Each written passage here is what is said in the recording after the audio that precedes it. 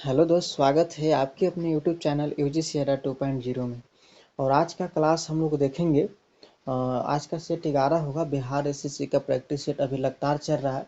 तो अभी तक आप लोग मेरे चैनल को सब्सक्राइब नहीं किए तो सबसे पहले मैं आप लोग से रिक्वेस्ट करना चाहूँगा कि चैनल को सब्सक्राइब करनी, साथ में बेल आइकन बटन को दबा ले। इससे होगा क्या कि आपको आने वाली हर वीडियो का नोटिफिकेशन आपको सबसे पहले पहुँचेगा। और आप लोग वीडियो को पूरा देखते नहीं हैं, और देखें तो कम से कम एक लाइक तो ज़रूर कर दीजिए। लाइक से मोटिवेशन हमें मिलता है। और मैं आप लोगों से सिर्फ यही कहूँगा कि अच्छा लगे तो लास्ट में जाते जाते लाइक कीजिएगा, और दोस्तों के पास शेयर करना ना भूलिएगा। शेयर ज़रूर कर दीजिएगा, उनको भी बेनिफिट होगा। तो चलिए अब हम लोग अपने क्लास को स्टार्ट करते हैं। आपके सामने पहला नंबर क्वेश्चन है। बहुत ही अच्छा सवाल इसमें है सेशन में, और सेशन बहुत लंबा होगा क्योंकि इसमें 80 क्वेश्चन शायद मैं लेकर आया हूँ। तो क्वेश्चन है दोस्त सबसे पहले कि निम्न में से कौन सिंधु घाटी सभ्यता का एक बंदरगाह है। बहुत ही अच्छा सवाल। तो सिंधु घाटी सभ्यता का एक बंदरगाह लोथल है। क्या है? इस चार ऑप्शन में से लोथल जो है सिंधु घाटी सभ्यता का एक बंदरगाह है। नेक्स्ट सवाल है कि गौतम बुद्ध ने धर्म चक्र परिवर्तन कहाँ पर आरंभ किया। तो गौतम बुद्ध ने धर्म चक्र परिवर्तन सारनाथ में आरंभ किया। कहाँ में किया? सारनाथ में आरंभ किया। अब हम लोग नेक्स्ट सवाल की ओर चलते हैं। सवाल आपके सामने है, सविनय अवज्ञा आंदोलन का संबंध किस घटना से है। सविनय अवज्ञा आंदोलन का संबंध दांडी यात्रा से है। कहा किससे है? तो दांडी यात्रा से है। तो महात्मा गांधी ने अपने क्वेश्चन पूछा है कि कितने अनुयायियों के साथ नमक कानून तोड़ने के लिए चले थे। तो महात्मा गांधी ने 78 अनुयायियों के साथ चले थे और नमक कानून को तोड़ने के लिए। और कहाँ से? साबरमती आश्रम से 24 दिनों की यात्रा उन्होंने प्रारंभ किया था। और जो है 12 मार्च से लेकर 5 अप्रैल तक उन्होंने चला 1930 ईस्वी में, और दांडी पहुंचे और वहां नमक कानून तोड़कर सबने अवज्ञा आंदोलन की शुरुआत की। तो इससे एक क्वेश्चन पूछता है कि महात्मा गांधी ने नमक कानून तोड़ने के बाद कौन से आंदोलन की शुरुआत की। तो सभी ने अवज्ञा आंदोलन की शुरुआत की। तो चलिए यहाँ से इतना हम लोग जान लें, आगे हम लोग चलेंगे। क्वेश्चन यहाँ पर कि लाला हरदयाल का संबंध किस क्रांतिकारी संगठन से था। लाला हरदयाल का संबंध किस क्रांतिकारी संगठन से था? ये आपका बहुत ही अच्छा सवाल है। गदर पार्टी से था। किससे था? गदर पार्टी से था। अब क्वेश्चन पूछा जाएगा दोस्त कि गदर पार्टी की स्थापना कितना ईस्वी में किया गया था। तो गदर पार्टी की स्थापना 25 जून 1913 ईस्वी को किया गया था। चलिए अब हम आगे चलेंगे। नेक्स्ट सवाल है, जब भारत को अपनी आज़ादी मिली तब भारतीय राष्ट्रीय कांग्रेस के अध्यक्ष कौन थे। जब भारत को आज़ादी मिली तब भारतीय राष्ट्रीय कांग्रेस के अध्यक्ष आचार्य कृपलानी थे। कौन थे? आचार्य कृपलानी थे। नेक्स्ट सवाल है, ब्रिटिश सम्राट के अधीन नियुक्त भारत का प्रथम वायसराय कौन था।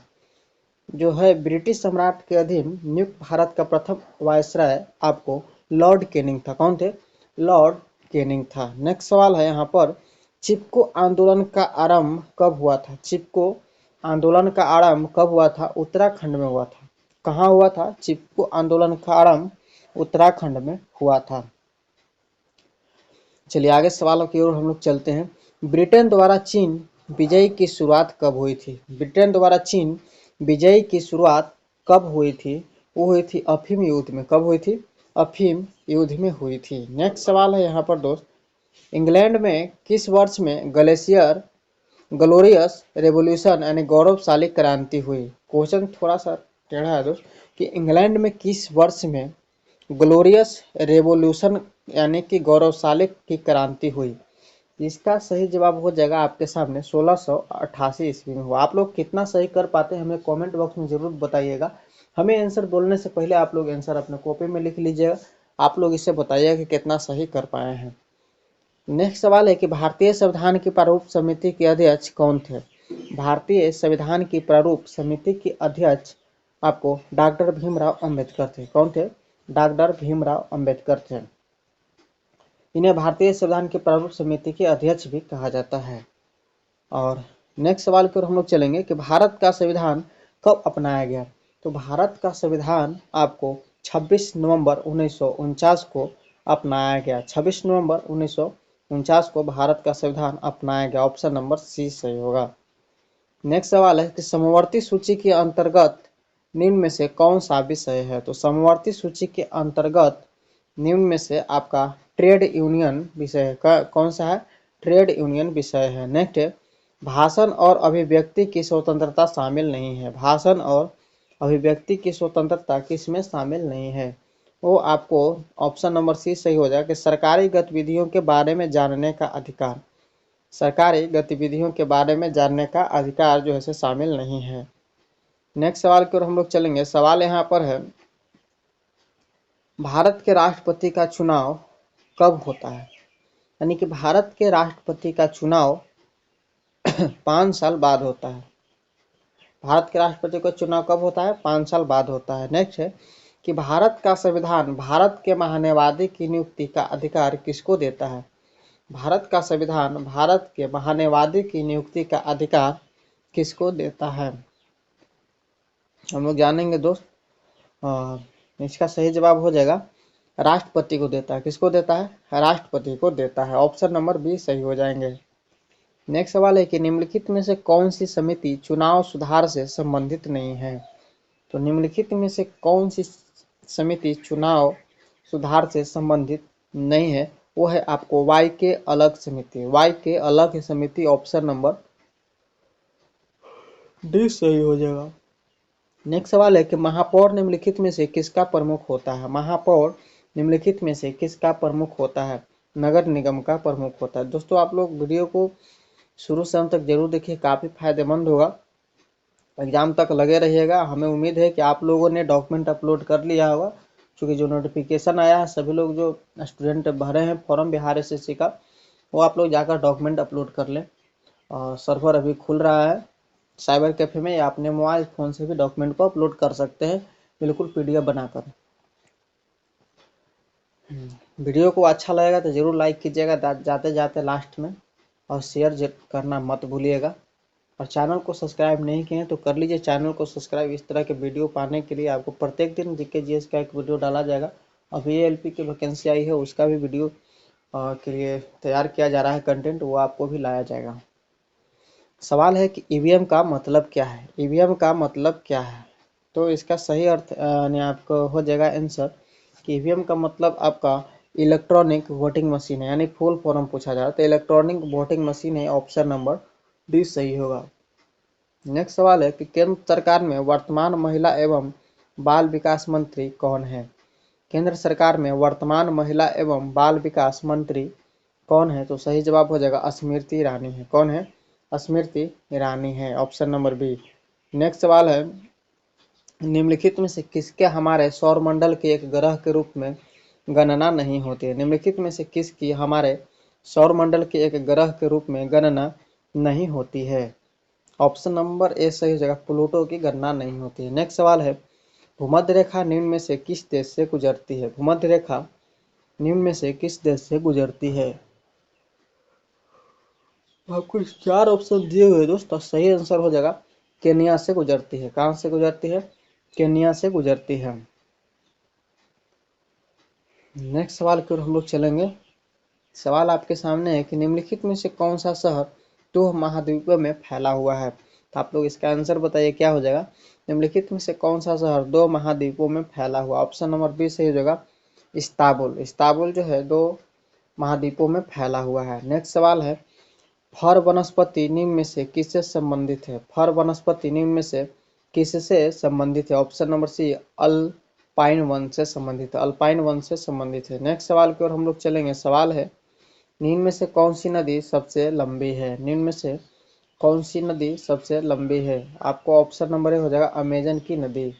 नेक्स्ट सवाल है गंगा नदी सफाई कार्यक्रम के साथ सहयोग कर रहा है। गंगा नदी सफाई कार्यक्रम के साथ सहयोग कर रहा है, तो सही आंसर हो जाएगा जर्मनी। जर्मनी के साथ सहयोग कर रहा है। नेक्स्ट सवाल है मुर्गियों एवं अंडों के अत्यधिक उत्पादन होना क्या कहलाता है? मुर्गियों एवं अंडों का अत्यधिक उत्पादन होना क्या कहलाता है? ऑप्शन नंबर बी सही हो जाएगा रजत क्रांति कहलाता है। क्या कहलाता है? रजत क्रांति कहलाता है। नेक्स्ट सवाल है निम्न में से कौन सी बगान फसल नहीं है? निम्न में से कौन सी बगान फसल नहीं है? मोटे अनाज है जो बगान की फसल नहीं है। नेक्स्ट सवाल है निम्न में से कौन सी रबी फसल नहीं है? इस ऑप्शन में से ऑप्शन नंबर बी चावल जो है रबी फसल नहीं है। नेक्स्ट सवाल है 2011 जनसंख्या के अनुसार भारत के किस राज्य की सर्वोच्च साक्षरता दर है? तो भारत की जो जनसंख्या है 2011 के अनुसार उसका साक्षरता दर की राज्य आपका ऑप्शन नंबर बी से हो जाएगा केरल है। क्या है? केरल। नेक्स्ट सवाल की ओर हम लोग चलेंगे, इसी तरह से क्वेश्चन को देखते चलेंगे। क्वेश्चन आपके सामने है कि रॉबिन्स के अनुसार निम्न में से कौन केंद्रीय आर्थिक समस्याओं के लिए उत्तरदायी नहीं है? तो इसका सही जवाब हो जाएगा असीमित आवश्यकताएं। ऑप्शन नंबर ए सही हो जाए कि रॉबिन्स के अनुसार केंद्रीय आर्थिक समस्याओं के लिए असीमित आवश्यकताएं उत्तरदायी नहीं है। ऑप्शन नंबर ए सही हो जाएगा। नेक्स्ट सवाल है कि गृहस्थियों द्वारा खरीदी गई उपभोक्ता वस्तुओं तथा सेवाओं की औसत कीमत को मापने वाला एक सूचकांक क्या है? इसका सही आंसर हो जाएगा ऑप्शन नंबर सी उपभोक्ता कीमत सूचकांक। उपभोक्ता कीमत सूचकांक है। नेक्स्ट सवाल है दोस्त कि वर्ष 1887 में इलाहाबाद विश्वविद्यालय की स्थापना किसने की थी?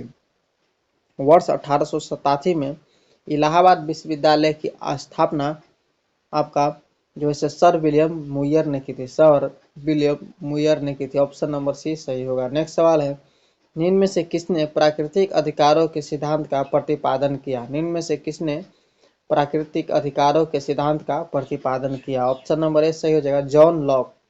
जॉन लॉक जो है वो प्राकृतिक अधिकारों के सिद्धांत का प्रतिपादन किया। नेक्स्ट सवाल की ओर हम लोग चलेंगे। सवाल यहाँ पर है निम्न में से कौन सी संधि यूरोप में साम्यवाद को रोकने के लिए बनाई गई है? निम्न में से कौन सी संधि यूरोप में साम्यवाद को रोकने के लिए बनाई गई है? ऑप्शन नंबर आपका सी सही हो जाएगा नाटो।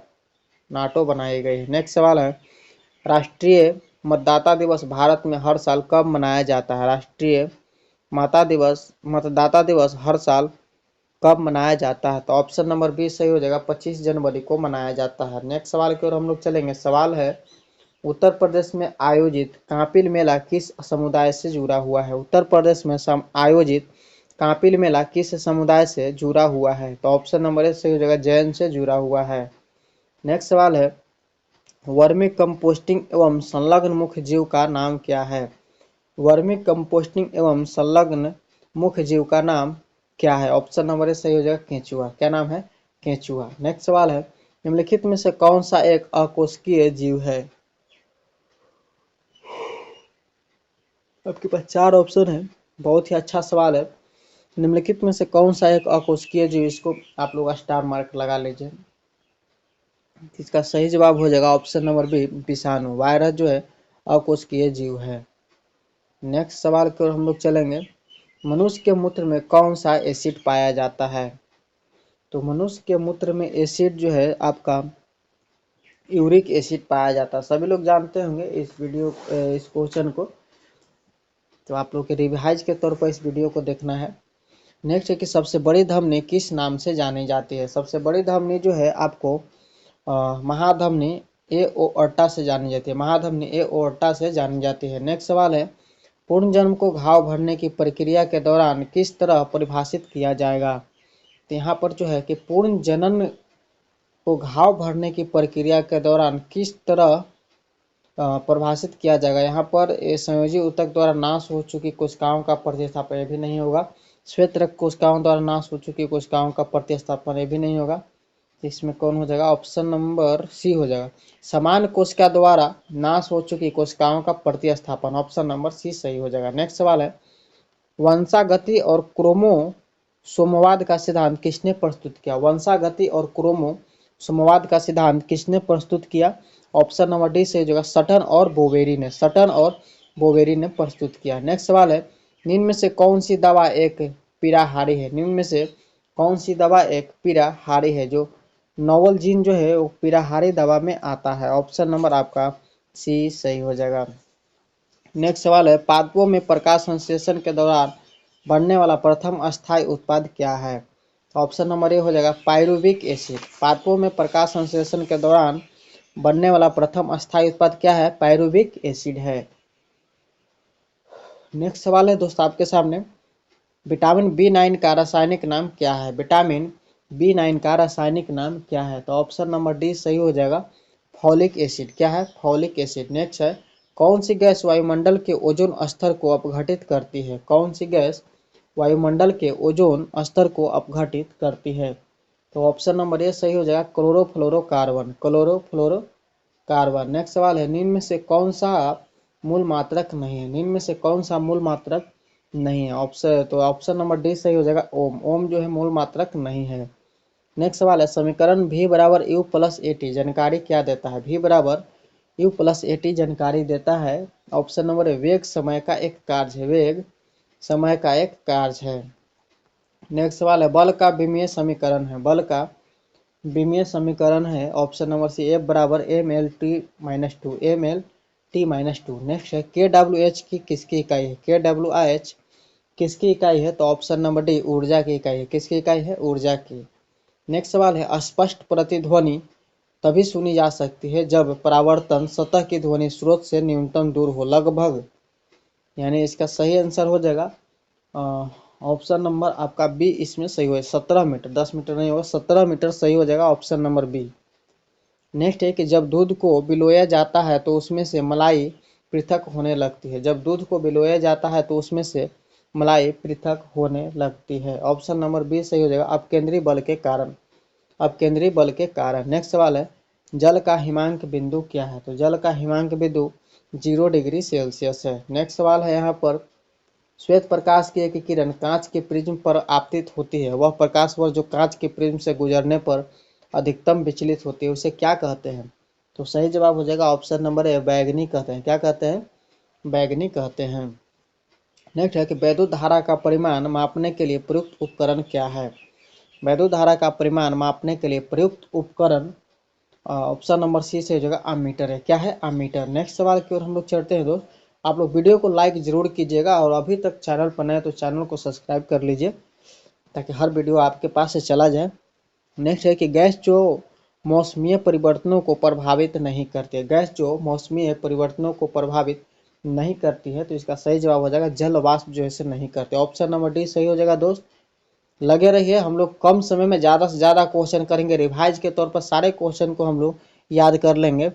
तो दोस्तों हम लोग मिलेंगे नेक्स्ट वीडियो में। आज का क्लास इतना ही। और जो सभी जो हमारा जो पीपीटी इसमें जो लोड किया गया है पूरा फ्रेश नहीं, देख सकते हैं यहाँ पर दिखाई नहीं दिया जा रहा है।